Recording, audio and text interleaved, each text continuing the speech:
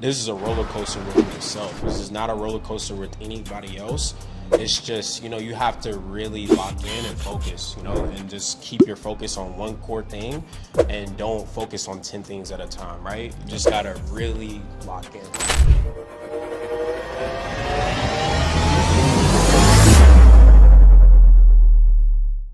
Welcome back, Sales Talk with Solar Pros. We're here at the Medellín Sales Penthouse. This is version 2.0.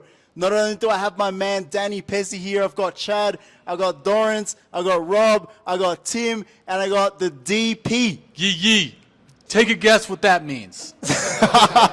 Double Danny Pessy. Danny Pessy, yeah. Oh my God, just because we're in Colombia does not give you an excuse to act a fool, okay, Carlos? We're back, guys. I'm excited to be here. Your boy just took like 18 cups of coffee. He's excited. I got all my new friends here. That's what's cool about Colombia. You show up, you drink good coffee, eat chocolate, and have a lot of... What? A lot of what? White stuff, I don't know. White stuff? No! Good conversations! Good conversations. Carlos, guys, that is not what the Solar Pro community is about. You are going to get canceled, Carlos. You're killing me. Oh, my God. You got to bring some controversy to the pod, you know what I mean? Yes, lots of controversy. Hey, we forgot. We got Miles behind the camera as well, who's... Yes. Funny story, Miles bumped into Zuri and Sam in Guatapé. Oh, yeah. Right, and for anyone who's watching, Guatapé, it's like the ocean of Antioquia, which is like the ocean of Medellin. But guys, this is super cool, because this is the second time that we've hired this Airbnb. First time we were here for like 8 months, went down to Playa del Carmen for about 6 months, came back, saw this place, and we're like, dude, let's get it. This is it's been all over YouTube. So welcome, guys. Did it come with the light? Did it come with the Solar Pro light already? Because that's convenient. Nah, man, we've been taking that all around the world. That's why it's broken. Oh, that's amazing, man. Oh, it's all cracked up. Yeah, it's all cracked up, man. Jeez. So, Danny, last time we were here, we went on a coffee tour. Yeah. We spent like an entire day together.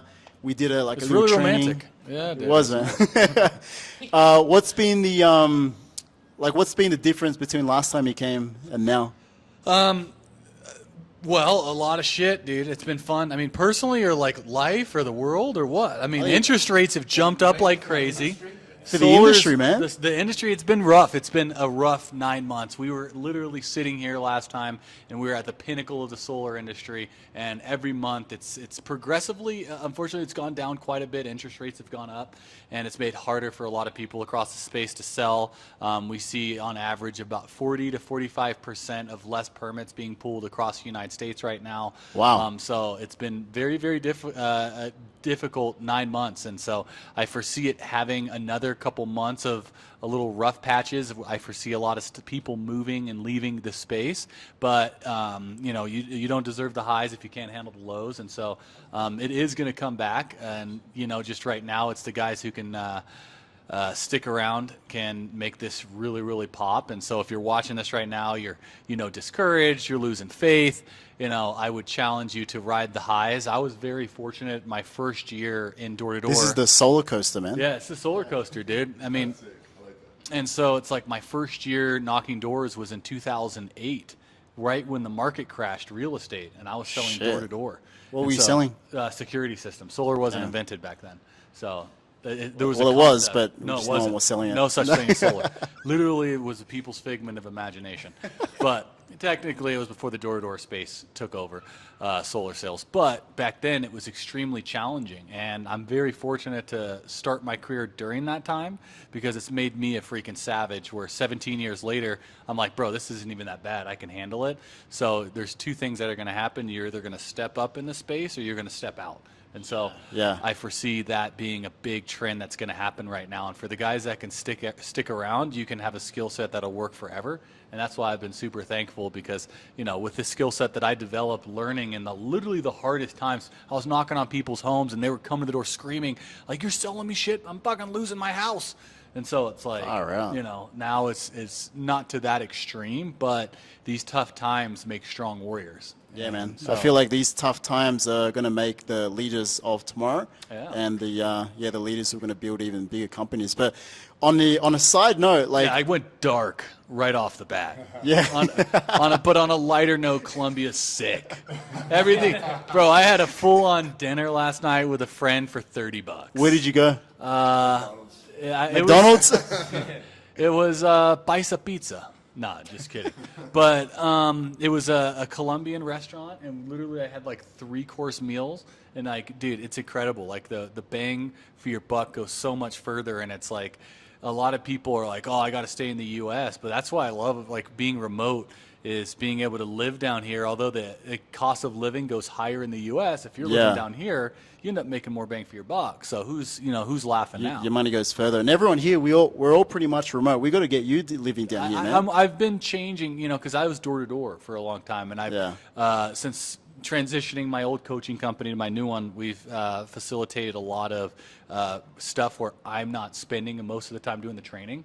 So I've narrowed down my time to 2 to 4 hours a week, doing specific coaching-esque services, and then the rest is spent facilitating teams and shit like that. But overall, yeah, dude, remote's sick. And everyone here in Medellin tends to know each other as well. Like everyone here is sort of like connected, like 2 or 3. There's like 2 or 3 connections, degrees that keep us all Except together. for the people on the street, I don't know who they are. Like that, I saw some guy, my taxi driver, no idea who he was. I was like, bro, what the fuck? You didn't even speak English. I was pissed. And funny story with me and Tim. So, Tim, for if you don't know what he Tim just said, Thorne. Tim is, and Tim is Australian for Tim. So, no, it's a translation for some of the guys watching at home right now. So about a month back, I was traveling back from this little town, traveling back to Medellin, and I heard this guy inside the bus. It was this tiny bus, like super random, right? I was half asleep, and I heard some guy talking about, selling solar remote. He was like crushing it and all that sort of stuff. I'm sleeping. I'm like, am I dreaming or like what's going on? Yeah. We got to a destination, everyone went home, and then a month later, I was running a webinar, and you could see Medellin in the background. And this guy was on the webinar. He messaged me, and he goes, "Hey, man, I'm in Medellin too. Like, are you in solar?" I'm like, "Yeah, I'm in solar." So we started talking to each other. He told me he was Peruvian, and I remember the guy on the bus said he was from Peru as well, or he had like Peruvian family. And I'm like, "Dude, this is gonna be super crazy." But were you on a bus on the way back from Guatapé a month back? He's like, "Dude, no freaking way. That's me." So everyone here is connected. Everyone tends to know each other. Tim? No, that was Tim's mate, Spencer. Friend Spencer. Yeah. And that's how me and Tim got connected. Literally today, like probably an hour before this podcast actually started, right? Wow. Tim, tell us about you, my man. Yeah, man. So I'm originally from North Carolina, y'all. I What started city? out in Durham. Durham. I'm originally Oh, from Durham, yeah. but I I killed lived it in there. Raleigh. I love North Carolina, by the Yeah, way. it's a But great I market. started out doing door-to-door, selling Kirby's, selling vacuum cleaners. That's how I got to here today because of my IQ.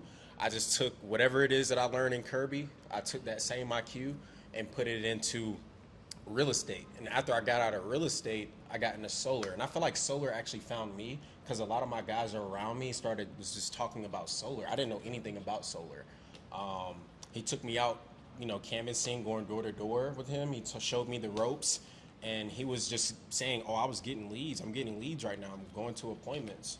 I'm like, "Bro, show me what you're doing. I don't know what you're talking about." And he showed me.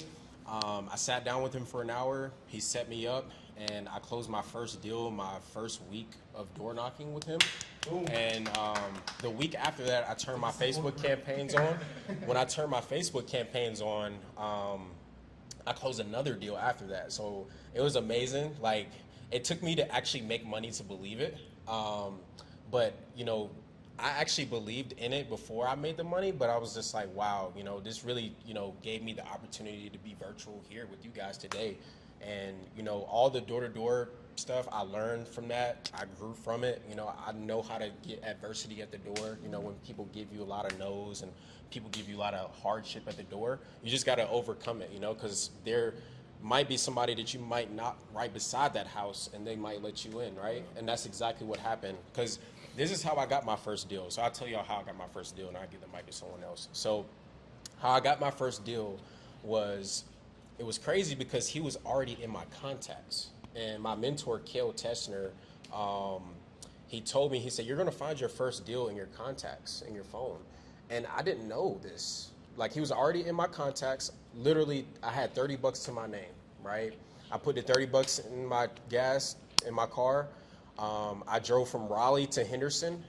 After I got to Henderson, I just, talked to God throughout the whole way. I was just like, I pray I get a deal today. Up to his house, or? I literally just drove right across, but it's like a cul-de-sac. So I pulled away from the cul-de-sac, and I just got out of my car, took the keys, and I said, look, I'm going to close the deal. I knocked 2 doors and got a deal, bro. And I knew the guy already. I knocked on his door. He was like, oh, shit, Tim. And I was like, oh, shit, Kareem. He let me in the house, bro. Me and him were talking about old stuff. It was a 30-minute conversation. I left home. It was an hour presentation that I presented him. I didn't really know too much about solar, but I showed him the videos about, net metering. I showed him the videos about the batteries. I showed him the videos about what you can get. We do have different options going solar. I showed him savings. His bill was $200 a month. He was only staying there for a year. And I brought his bill from $200 to $78 a month, and he's locked in at the 1.49 interest rate. Wow. Yep. So I know now, today in the industry, it's like at a 4.49. That's the lowest interest rates we have. Yeah. But hopefully it'll get better. You gave that system away. Pretty much. Pretty God dang. Yeah.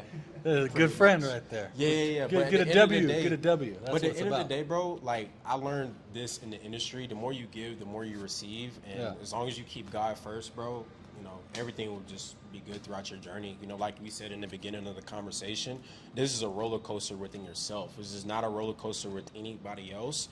It's just, you have to really lock in and focus, and just keep your focus on one core thing. And don't focus on 10 things at a time, right? You just gotta really lock in, but that's all.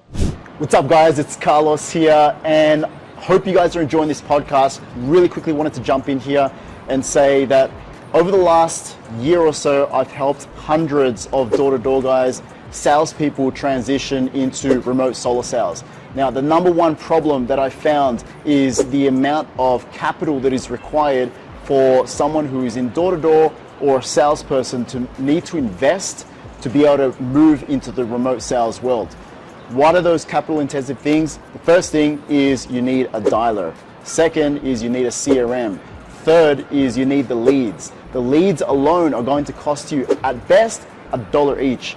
Most expensive ones can be anywhere from $5 to $10, and if you're generating Facebook leads, these could be up to $40, $50, even $60 a pop.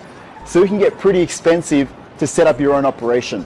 If you then want to build a team, you then need to hire people, you need to have build a culture, you need to start building a community. So everything stacks up in terms of time, in terms of money. So what we've done to solve that problem is we've created a team. This is an internal team called Remote Sales Pro. This is a team that you can apply to join, and what we do is we handle everything. So we give you the dialer, we give you the CRM, we give you a team of experts and managers that will help you close the deals as well. We even include up to 350,000 leads that we preload into the dialer. So all you need to do is apply. If you're chosen, you just go through a quick training course, and then from day 3, you're dialing and you're making sales. So if you're interested in learning more about the Remote Sales Pro team, all you need to do is go click on the link below. It's remotesalespro.org/apply. Fill in your details, register for the next webinar, which happens every single Wednesday at 12:30 Eastern. Attend the webinar. We'll tell you all about the opportunity. We'll tell you how you can apply, and we're really, really excited to see you there. So guys, continue watching the podcast. Super excited to continue creating content for you guys. Enjoy the rest of your day. Let's roll. Yeah, and that's that's cool that you say that, because a lot of times people, for your first couple deals to get confidence up, I'd spend money. I'd drop my pants on a deal just to get your confidence going, And I've actually bought deals before to get the mojo going, because then you start building momentum, and once you have that confidence, if you don't get a confidence or you don't get a win right off the bat, you could leave the industry and miss out on hundreds of thousands of dollars. Exactly. So why not spend $1,000, spend your commission to get that person to the finish line? Exactly. And I've done that. I've sacrificed that before. That's happened to me multiple times. I remember I didn't make any money on deals sometimes, but at the end of the day, man, you just have to look out for the client first. It's not about you. This is about the client situation, right? We're not helping ourselves save money on the utility bill. We're helping them. So at the end of the day, get the deal done, because you know what? Once the solar panels get to the roof, they're going to be happy, and they're going to give you what? Referrals. And that's how we're still here today. I'm sure probably you've gotten referrals. Someone in here has gotten referrals before, right? It's just as long as you do good business and you're authentic, I feel like anybody can last in this business. You don't have to be a sales guru, or you don't have to, be a top dog. You just got to just listen and just apply the knowledge that you have and just go for it. Because I feel like my niece can call someone, right, and get an electric bill or homeowner's insurance sent to her phone, It's not hard, I would say just keep your head up and never look back on the past, because the past is behind you, right? You got to focus on what's ahead of you, because what's ahead of you, that's how you're going to push forward to your next deal, right? Even though you do have that confidence selling the first deal, it feels great, right? But what's next? What are you going to do next after that? That's how you build your pipeline. That's how you keep a sustainable business. And, you can provide that to other people too, because, at the end of the day, you learn something new, right? But when you learn something, just make sure you apply it. Don't just listen to it, but just apply it, right? It's like the opposite of what Chad did with Spanish. Like, he listened to it, but he didn't apply. Exactly. His Google Translate the whole thing. And I feel like in solar, because like you got to wait and me and you were talking about this earlier, right?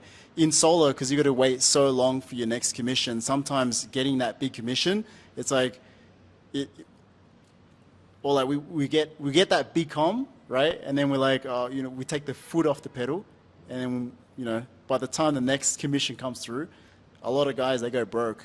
Just waiting, you know what I mean? Dude, it's bad. Yeah. It's bad. That's the other thing too, is, if you're watching this and, you need funds quick, you have to know good installers, because you worked with an installer that was super fast and all they talk about, but they're running a Ponzi scheme right now. They have no money. They still owe me money, man. And so the thing is you got to know which good installers are there. Obviously the big ones like Freedom and Titan, those guys are fantastic. Like, they're going to pay you, but they're slow. Yeah. And so now it's about, okay, well, am I going to wait 3 months for a deal? Or if I'm selling in the same market, try out a small regional-based installer that, you could get recommended to, that actually pays, and start getting installs faster. A good friend of mine did that, and basically it blew up his whole pipeline. He was about to get out of solar, and then I connected him with one of my friends who does super fast installs, and that got funded by private equity. So that's one thing, if you're watching this right now and you're trying to source out which installer to use, ask them what is the ownership percentage of the company, because what you need to realize, and the main reason why Lumio everyone's like, oh, Lumio sucks, they're going out of business, which it isn't true, is because they're owned by White Oak, and White Oak is a private equity firm that has a bunch of money in it. So when you get a big company like that invests into your company, they're going to keep infusing capital, because they're not going to lose their return. Problem is if you got an installer without any private equity, that's a smaller regionally based company, if they don't have that, when these guys run into trouble, that's it. They're gone. And so that's what you got to start looking at, is finding a company that can do quicker, faster, legal installs, and basically make sure that they're owned by private equity. So a great company is, hey, is your company solely, is it privately owned, or is it owned by any private equity? Do you have any investors in the company? Do you have any credit lines with your equipment manufacturers? A lot of people don't know this, but CED and GreenTech and Solagent can do lines of credit for installers, depending on the quality of your installer and how good they are. So that's a key indicator to see what you can look at if there is a good installer. And then on top of that, the private equity. Plus, even some finance companies do lend out lines of credit. So there's a big install company in California right now that if they don't get this line of credit done with one of these financiers, game Yeah, over. they're gone. And me and Chad know all about lines of credit, Oh, yeah. especially like in Australia. We did the installs ourselves, so we were like fully integrated. We had our contracts with the finance companies, and also we had contracts with the suppliers as well. So there was a time when we first got into it, we literally just signed a contract, sent it off, and they'd come back, a few $100,000 worth of credit lines. And we're like, oh shit, we can really blow this up. We just have a sales issue now. Like, how can we get more sales? Because we got the money, they're funding us. COVID, hit. Yeah. And then all of a sudden, those credit lines went from like, 300,000, 200,000, 100,000, just dropped like down to literally overnight, man, to the point where we had, equipment out on customers' sites and we couldn't even install it. Yeah. Yeah. Damn, dude. Because of the. So was the banks? Hold on, Chad. I do actually just want to add to that as well. I mean, because when there is a credit crunch, that's when the credit lines or credit providers actually pull back a little bit as well. So we were actually in a position where, our credit lines actually dropped down to zero. So we actually had to pay for cash, pay for the stock up front to get these things delivered. Dude. In a time when there was a crunch as well. So yeah, we did manage to, pull through, but it was challenging. So I have a question. Like when the credit line started crunching you guys, where did you guys come up for Carlos's hair budget? Because the thing is, like, when it gets tough, like how the hair dye is expensive, the shave, it's like, it's a whole ensemble. That is actually an interesting thing because you got to finance. I mean, who has $10,000 for a haircut? I Exactly. mean, you got to finance it. And this is where you really need to get creative. So I don't know what product he did use, but yeah, but you've got to maintain that look. Yeah, interesting. Yeah. But interestingly enough, just on that as well, you do actually have to get incredibly creative as well, because if the sales are coming through, and it was during those times that we actually got a record number of sales as well, which is interesting. So videos of that are up on YouTube as well. But we got a record number of sales, but we had to install them and we had no credit lines. Yeah. So this is when you get incredibly creative. So what did you install them yourself? Yeah, we had to, roll up the sleeves and get up on the roof. Damn. Yeah. No, we didn't actually do that at all. But no, you get creative. You manage to find ways, right? So, I mean, I had to raise money. And I was actually calling some of these suppliers as well and asking them to Fund it, yeah. Yeah, dude. to fund it. What's so for each one in the group? I'm interested to hear what is the most creative thing you've had to do to get money. Let's give PG-13, Carlos. All right. Well, I mean, I'm actually using creative finance. So this is actually a very, very good question right now, okay? Because you learn so many things selling solar remotely, which can be applied to different industries. So I'm in real estate now as well, and I'm using creative finance in a time when the interest rates are actually going up really, really high, and negotiating directly with motivated sellers to inherit the interest rate that they've actually got at, during better times as well. So we've been able to lock interest rates from like 2.5%, 3.5% as well. So that's great cash flow for us. But, within solar, I actually called suppliers and I said, hey guys, I know that you want us to continue doing business with you. You know our track record, so you can be the best funders for us as well. So, I mean, they were, friends and family, other people within the industry, people that, yeah, our sales guys as well, because they knew, like everyone knew, like, what our track record was. So you just want to approach those guys as the low-hanging fruit to be able to get your funds. Got it. Great. Yeah. Great share. So we've also got. Just skipped him. Wow. Thanks, bro. Wow. We've also got Dawrance here. I know Dawrance, you've been. You're like a Medellín Maniac. veteran. Yeah, and maniac. Medellín maniac. So you've been here for like 5 years. Right. You've been living the remote life before it was even cool. Yeah. Tell us about that, man. It's interesting. I used to own Cricket Wireless stores across South Florida, so I had a bunch of stores, and it was fun until it wasn't fun, right? Having a bunch of leases, a bunch of employees, physically there. And I read this book called The 4-Hour Workweek, and it inspired me because it said, hey, wow, you can live in a life where you can have your business revolve around your lifestyle. And that just appealed to me, right? Since I was young, I always wanted to live abroad. So what I did, I ended up getting a great offer to sell. So I exited that business, traveled the world for a year. And the idea for me was, hey, I'm going to just travel the world for a year and I'm going to make it back to Florida and I'm just going to figure another business out and work out that lifestyle. Next, I get to Colombia. Colombia is like 14th on my list and just fall in love with the place. I just didn't even expect to. And I said, you know what? I'm just going to figure out a way to make this work. So, you know. Colombia is one of those places where you come and then you never leave, right? Yeah, Yeah. absolutely. My goal was to stay here for 3 months, and 3 months has turned into 5 years. I literally never left. What was the big thing that kept you here? You know, funny about it, man. Funny about it. I came down here. Come on. I came down here, loved the weather. Oh, yeah, the weather's amazing. It was brother. amazing. Oh God, let me tell you about that weather. Best weather. Oh yeah, I get And the weather and every know- night. I love the weather. 3 hours away from Florida. And to be honest with you, I know what you guys are kind of insinuating, but I actually came down here, believe it or not, I came down here with my wife and daughter at the time. Wow. Yeah, so we were traveling as a family. I didn't know that. Yeah, 14 months. Dude, you look like you're 19. What are you talking about? God damn. That's what they say. That's what they say. It's the water. It's the weather. The weather. I came down here looking like I was 55 and just reversed things. I need some more So of testament to Colombia. But yeah, I never left. I figured it out. Ended up jumping into solar and also real estate. We can talk about that as well. Those two things have just been a fantastic and just a blessing for me that has allowed me to create businesses where I could operate remotely, but still stay connected to the mainland, if you will, and improve lives. that. Yeah, and enjoy the weather. Yeah, and still enjoy the weather. Yeah. Absolutely. Fucking weather's amazing. God. I mean, where else are you going to get a place that's called Eternal Spring? 70 some odd degrees to 80 odd degrees every single day. You don't need 1 year. sweaters, jackets. 1 year. Yeah, if you wear something like this, you're doing it for style. Yeah. This is a stylish guy. Kinda.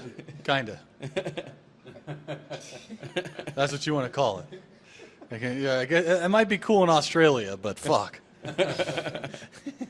Cool, but so creative, dude, that's a sick ass story, bro. 5 years, man. I definitely am envious of that. But what now? Let's kind of turn the topic back to what creative finance. So you're down here 5 years in. You started a new business. Shit must have gotten hard. What'd you do? Yeah, things have definitely gotten hard. I remember when COVID came around. Yeah, they didn't play around down here. No. So we ended up, when we were selling remotely, we ended up building teams all across Latin America to sell solar alongside of us. So we had a lot of folks who were actually investing in the program that we had, where we taught them how to sell solar, gave them an incredible plan, a comp plan, and they were, anywhere from Venezuela, Mexico, and different countries selling solar on their own. So a lot of them finance that on their business, and kind of like Chad too. I'm in the real estate, so what I do is we have a real estate private equity firm. So we're raising funds all the time. So we actually have a $100 million fund now, where we're buying large properties all across America. And we've actually got a deal coming up. So we're talking how we raise funds. We talk to family offices. We talk to other private equity firms. We talk to independently wealthy people. So I'm always raising funds, even with the business we have right now. Cold outreach. So, I put out content. I do cold outreach. Actually, I have people reach out to me based on the content and relationships that I have. So my job literally every day is actually raising capital. Love that, man. And I guess like everything sales is sales, right? Yeah. Doesn't matter what industry you're in, whether it's property, whether it's solar, whether it's you mentioned you were doing like Kirby vacuum cleaner sales. Everything starts from like knock on a door, phone call, get the interest, keep the interest, and then move it forward to either an appointment or a sale. Yeah. And my man Rob over here. So you've been here for 3 months now, right? 3 months, man. So I met you today. Yeah. You are a music producer. You're a rapper. I saw your music video as well. We'll plug it down here. Dude, how did you get into solar and remotely? Bro, first off, do you like the weather here in Colombia? Well, so I just came here from Southern California, right? Oh, And shit, that's where I'm from. No way, What huh? part? I was in San Diego. Oh, Pasadena. Yeah. So I'm actually selling in Escondido right now. Oh, shit, okay. Yeah. So I'm originally from Atlanta, which is hot Atlanta. You know what I'm saying? The humidity is crazy. So I moved to California, and this wrapped back around because I grew up skateboarding. The palm trees, the women, the weather, Yeah. the Same weed. thing. Let's be honest. Dr. Dre, shout out. And they have this perennial spring out there as well, right? Until like 7:30 p.m. and then it gets really cold. You gotta Yeah, zip right. up, zip up your pant legs and stuff like that, But when you come out here, they say it's the land of eternal spring, right? They actually mean it. So I would say that San Diego's weather is second to Medellin's. if you can get through that whole like 9 a.m. to like 12:30 p.m. like sweltering hot like detox session, you know what I'm saying? No, here in Medellin. Yeah, get some ventilation, you'll be all right, you know. How did I end up in Medellin, though? I was actually in San Diego. I was working in music distribution, and I have a passion for helping other artists remove roadblocks in their career, because in a creative pursuit, you know, if you have these things that you don't know how to do, right? Especially with something where, like, you were speaking about people losing passion because they didn't have the persistence to go through the initial rejection or the adversity, like you were speaking about as well, right? So music's the same way. I was helping, taking my knowledge and my experience to remove roadblocks, and this was just a passion project. This was for free, to help people who were pouring their soul into something such as music have less latency into actually getting that achievement. Because once you get bogged down, you're like, I don't know how to move, I don't know which direction to go, you can lose that enthusiasm. And something like art, once you lose the enthusiasm, it's dead. People shelve that, and then 30 years later, it's a shoulda, coulda, woulda thing, right? So I was sitting there, and I was having like 2-3 hour conversations with these artists, very talented people, every single day, putting like 6 hours into this for free. And I had a friend who saw me on the phone speaking so passionately to these people. Just like when I get into the zone, I'll just articulate, and we're talking everything. We're talking about like physical activations. We're talking about branding. We're talking about stylistic approach. We're talking about creative ways to make music videos, networking, etc. Because that's my niche. You know what I mean? And my friend Quinn, Big Q, shout out, what's up, man? Love you, dog. He saw me having these conversations, and him and his brother had started a solar company. And he's like, man, we're looking for killers like you to be a part of the squad. Why don't you come and sit down and talk to me? And he got me started, and you know, was educating me on the solar field, which I had known a little bit about. And of course, everything is a product or a service, right? Sales isn't everything, and sometimes sales gets a bad rep. Sometimes it's like, oh, it's a malicious term, or it's like, oh, you're manipulating somebody to make a sale. No, it really depends on the product or service. If such a solar is such a perennial thing, it's such a global implementation of rerouting people's relationship with energy, that I just stand behind it 1,000%. And it's something else that I could be passionate about. So that's how I got started. Crazy, man. Yeah. Dude, sick. There you go, bro. LA, man. And now we're all here. San Diego. Now we're here in Medellin, and with a mate, dude. When you came here, what weather was better? Like when the weather in one corner was bad, have you transferred to a different corner to look for better weather? I mean, you just got to watch out for when it snows, I'll be honest. Oh, see, Carlos knows all about when it snows, let me tell you.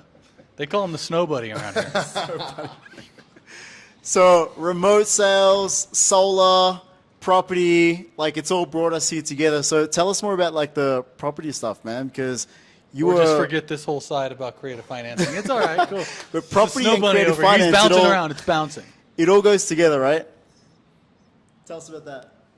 Yeah, absolutely. I do believe that it all comes together because, you know, when you're selling solar, what you're learning is sales and marketing, especially if you're knocking or calling as well. You're learning how to negotiate. You're learning and understanding human nature. And that can translate to different industries. So for those people who are sitting on the sidelines or, you know, going in half-assed, I'd recommend going in whole-ass, okay? Because, you know, the skills that you learn can actually set you up incredibly well. So, I mean, on what, you know, we've been able to achieve, you know, 18 properties in the last 10 months, which has been phenomenal. You know, so these are all single-family homes that are all cash flowing, and the great thing about the property industry is that, you know, from one sale, it's basically like a subscription, right? Every month you're actually getting paid because you've got tenants in the property as well that are actually paying down the debt. But you're getting cash flow from it as well, so, you know, which is fantastic. And I'm also getting appreciation on the properties as well. Not so much now because the industry's shit, but, you know, I mean, you know, the economy is cyclical, so we know that eventually it will go up, and there's always going to be a demand for properties. Now most people are like prefer to live in tents, so it's really nice. Like I live in a nice area. I go outside of it, and people. Well, you could go glamping like you did on the weekend. Well, there's glamping and there's living in a fucking tent.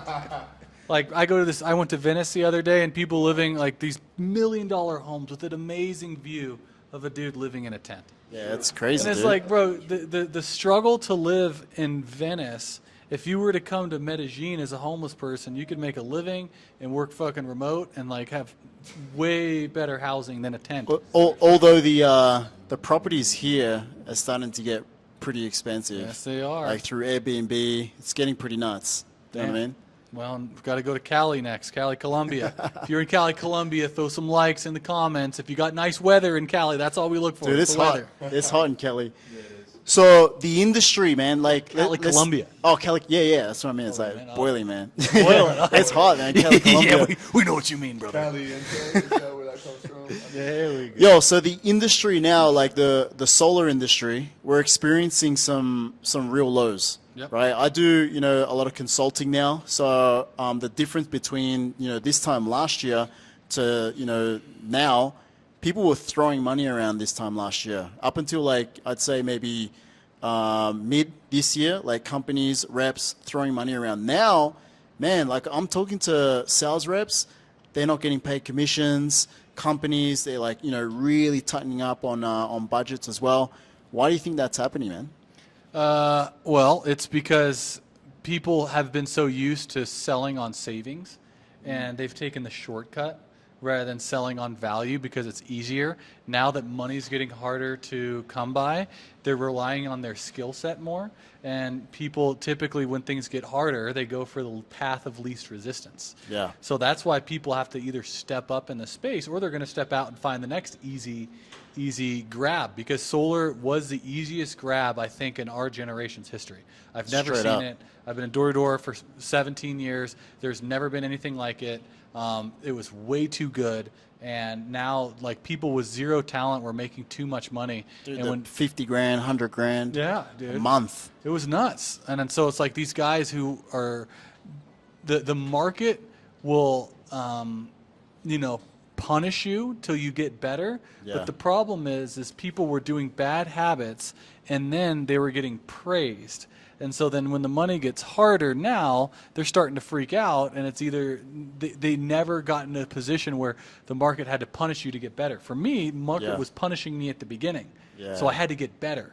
If everyone was saying yes, I didn't have to work on my shit. All I had to say, you want this, everyone's saying yes, right?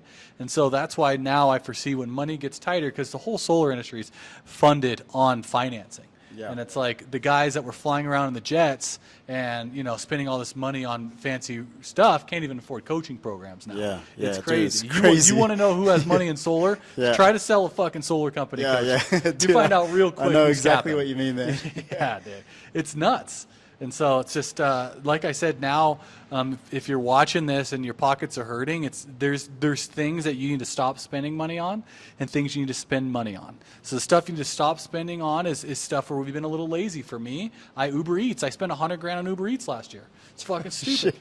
So like now I've got to start being a little smarter about what I spend my money on food, clothes. Just little. You got to just start paying attention. And so the thing is if you So pay no more attention, Gucci cloaks. Nah, dude. I mean, I was about to get a custom Gandalf outfit made for me because I was getting ready for Halloween. But I'm like, fuck, dude, don't need it. And so that's why just be a little smart now, and then get back to the basics of buying stuff that makes your skill set better. Yeah. Think of it if it helps your body, or helps your mind, or it helps your business. If you spend money on those three things, and it starts with your body. If your body's shit, fucking spend time getting in the gym. Yeah. Like I got out of shape. I wasn't in good shape, man, and I still not in good shape. So that's why I'm focusing on getting in the gym more. And that's an expense. I'm paying for a coach, buying better quality food, and then investing in my education. And so those are the things you need to spend more on, because if you can get talented in those, the rest gets happy. Stop buying stupid shit. Stop buying fancy cars. Stop buying jewelry, all that stuff. Cut it out right now. Get back to the basics. Ride the wave. And then when you fucking are down here and you do the work, it's going to pop. Problem is there's a 6-month window. It's 6 months. You start entertaining, you start getting education, you start going to the gym, you start eating healthy. It's 6 months till you start seeing the results. Problem is 20, 30 days in, people stop doing it. People give up. Yeah. So it's like that 75 hard. Hardly anyone finishes it.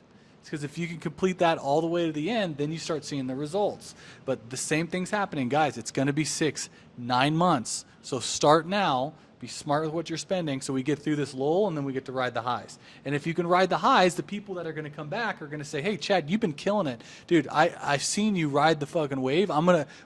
How can I come work with you? Because you obviously rode the wave. I want to ride with you. So that's why what Carlos said earlier is the future leaders of the space are being made now.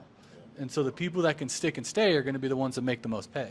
And so, like I said, that's my advice for everybody.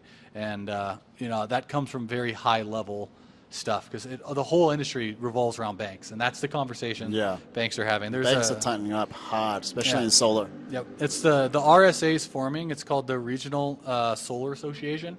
So it's a association that we met 2 days ago. I flew in from that meeting in Vegas to here, and there's just. So is this like a constitution or something? Or? It's an association that's designed to help residential solar against the utility. So not only are we fighting against the feds for interest rates, but also utility companies don't like losing their clients either. There's a whole nother force that's attacking us that people aren't even talking about. He's like, oh, my company's better than yours, talking shit on solar. Meanwhile, the utility company's like, yes, let these guys talk shit on each other. Good. Yeah. Let's max the PPW. Let's rip this person off. Oh, the news person has an article on it. Cool. Let's go fund the news. Solar's a scam. So next time someone looks into it, the next day they cancel. We got them. Good. We're going to continue to do it. And that's the hidden battle that is going on right now that people aren't talking about that needs to be known. That is the politicking is what they call it. And I think they're secretly suppressing solar. Yeah, I think they're secretly trying to take over as well, right? So, Everbright. Yep. Everbright is actually, this is what I read. They are owned by a utility They're owned by a utility company, Yeah. right? And they're like the biggest and the best finance They option own to use Duke right and now. a couple different utilities. And so that's For why. those who didn't know. Yeah, and so that's the thing is those guys are starting to take over, and so there's no voice for solar. We're fighting amongst each other. A bunch of people are doing stupid shit. So self-regulation is going to happen, and while self-regulation happens, the reputation of solar is going to get dragged to the mud, where it essentially becomes like real estate agents in 2008, where everybody's a scum piece of shit and like ripping people off, doing triple mortgages on houses, like it was in that one movie, The Big Short. Hey guys, thanks for watching this podcast. Now, do you want to own your first investment property in 90 days or less? I know you're thinking that this is too good to be true, but that's exactly how I started my real estate investment journey. Now, as I didn't have someone to show me what to do or how to do it, it basically came with its own levels of stress, anxiety, problems.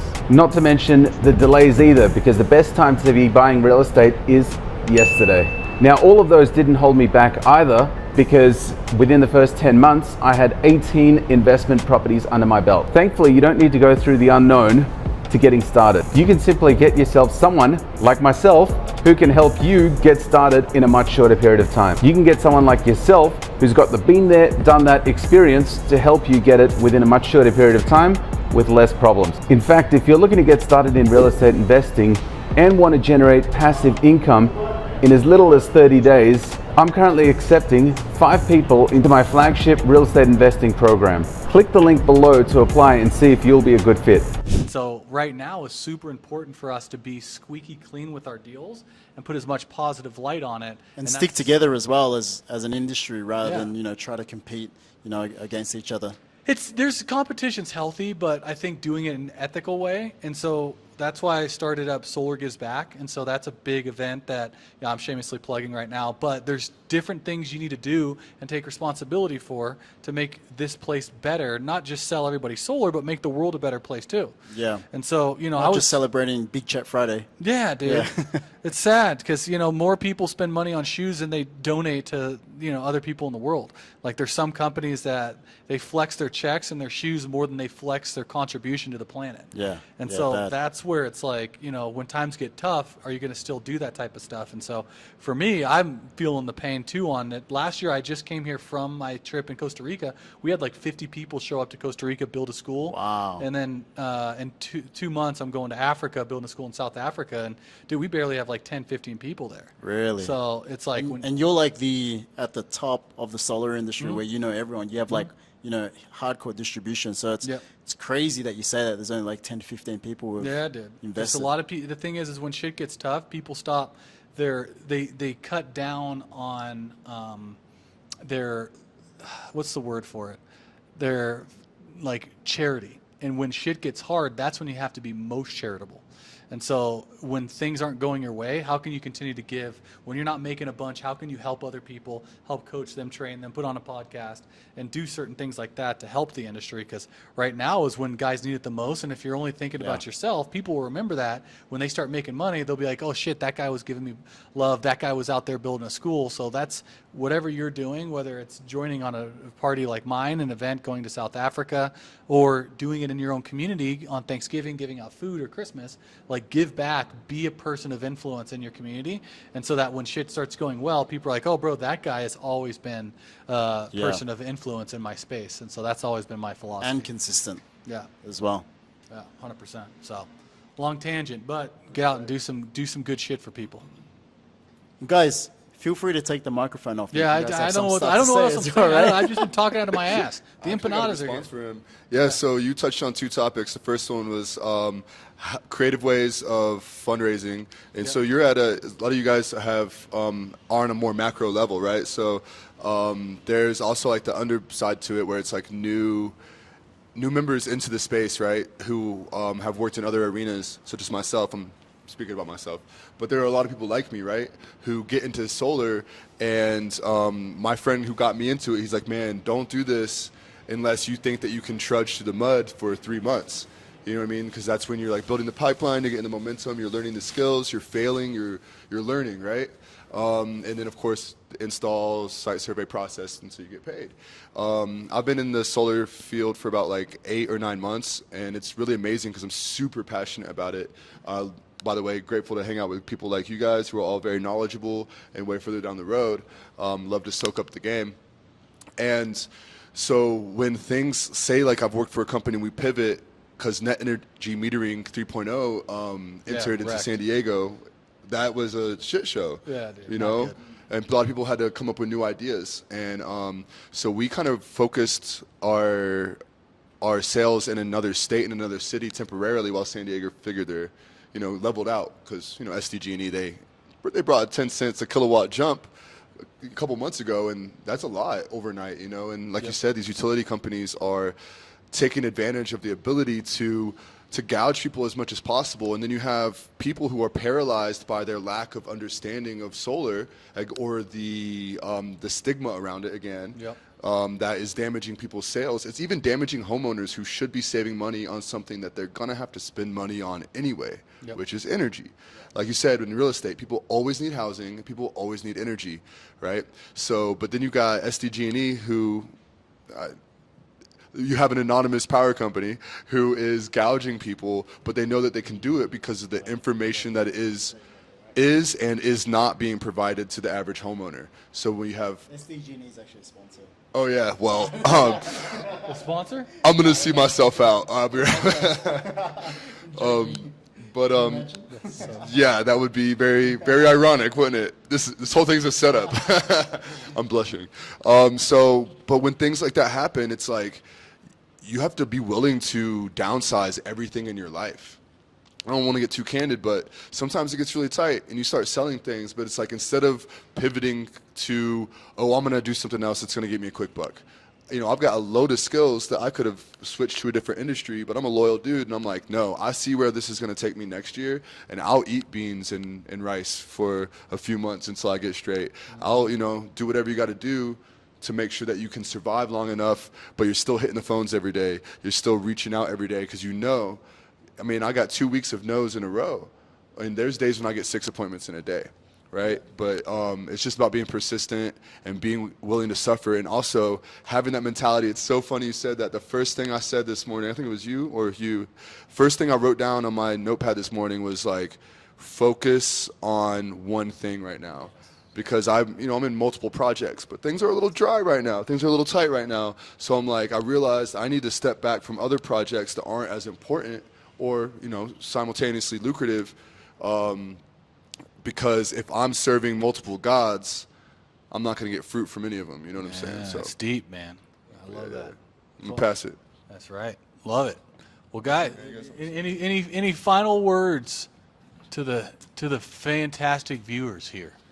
One thing I can say that I took on from what you were saying, Bro, I remember going 2 weeks with just straight declines, bro. Like, I would get like 2 declines a day for the past like 2 weeks. And, you know, when I finally got that approval and that signed document, it lets you know there's still hope there if you keep pushing those. You know, you just gotta lock in on that one thing, you know. You're painting for gold, right? Yeah, exactly. And always make sure, you know, to stay locked in, because it can get tough. Trust me. You can always think about doing Forex, or you can always think about doing drop shipping or something else, right? Selling meth. Or that. I didn't think of that one. But I think about it a lot. I think about it a lot. Okay. Got Walter White over here. yeah, if you think about that one, bro, if you think about just locking in on one core thing though, and you know the end result and what's gonna come behind that, bro, this is an open field for us. So, you know, just enjoy the ride. You know, some rides are bumpier than others, but just make sure, you know, you enjoy the journey. You know, if this is something that you truly like doing, put your all into it. You know, if this is like 1 foot in, 1 foot out type of thing, it's not for you. No. You know, 10 toes on this one. Yeah, of course, yeah, take yeah. the active income invested, park it. Real estate is perfect, right? I got a guy back in North Carolina. He does nothing but Section 8. I'm actually about to tap into the Section 8 industry myself. I'm actually taking a course on it right now. My homie sent it to me. But yeah, I love it. I love that we can all network and be here together. I appreciate you letting me be here with all these guys. I know everybody in here is going to be successful. Everybody can take something from me. I could probably take something from everybody else. And at the end of the day, man, like, let's just keep closing deals. The deals will come. The best deals come to you. Never feel like, you know, you have to like do fraudulent stuff or try to like do stuff to a client. Stay away from that, you know, because that energy is terrible. You know, always make sure you're doing ethical business over that phone, because everything that you say, it could be recorded, bro. You never know who is talking behind that phone, or whoever is behind that phone. Somebody could be very important behind that call, and they could reward your whole business and keep your business alive. So just make sure you Hand out the empanadas, man. We've all been hanging for the food. So you guys who are watching, this is what we call empanadas, right? If you guys haven't been to Medellín, if you guys haven't been to South America, Besides the weather, this is the Carlos, bomb. What else do you like here? Empanadas, man. I love the empanadas. I just want to add to everything that's been discussed as well, because, you know, Danny mentioned, you know, I mean, there were people that were, Enough? Yeah. you know, enjoying the good times, maybe a bit too much, right? And now it's the bad times.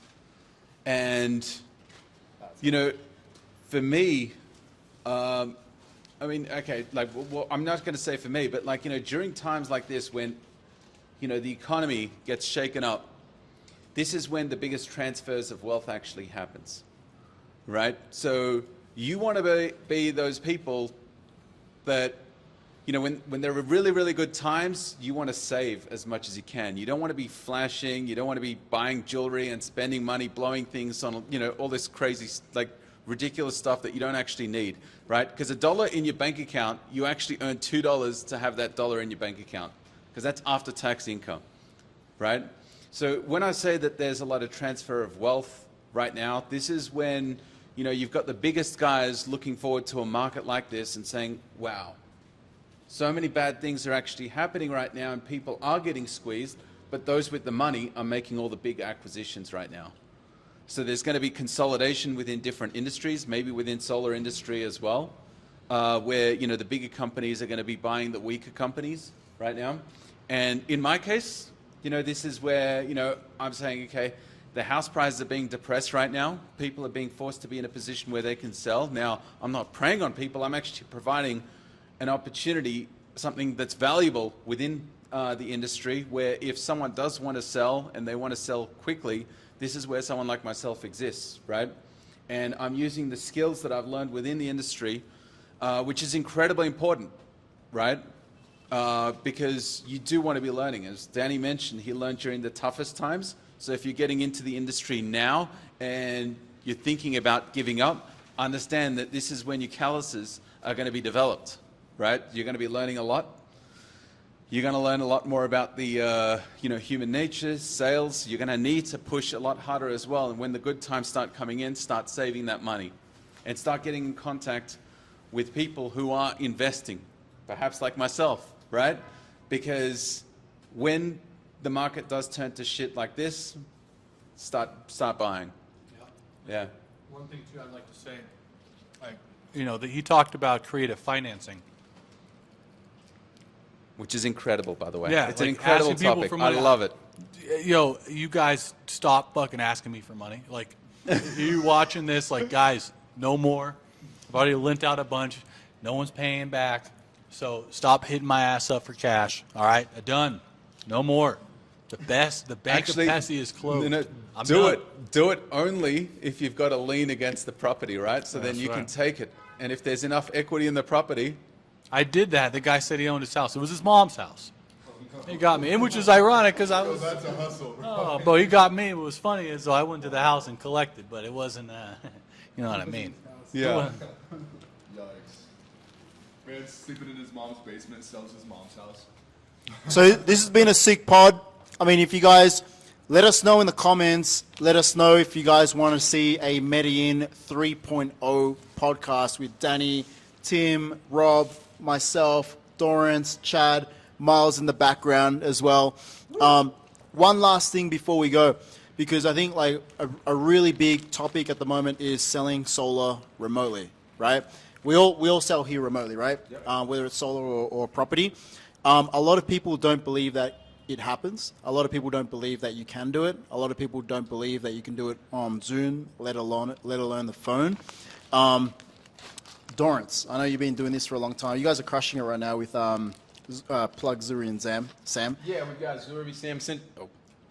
Yeah, so we have a remote sales team actually where we sell actually from Colombia. Most of our teams are living in South America. Whether they're from the U.S. or whatever, we just happen to have a great team that are based here. And we sell to the U.S. market, specifically Texas. Now, the great thing about selling remotely, it becomes a numbers game, right? It becomes a numbers game. So you put the top of the funnel, you got your leads, you have your conversions, and at the end spits out cash. But the great thing about this, Carlos will tell you, any one of these guys will tell you, you got to have your systems and your processes in place so you can have a predictable sales funnel that kicks out predictable revenue. So, I'm an expert in that with systems and processes. So if any one of you folks want to hit me up, learn more about solar, what we're doing, feel free to connect with me.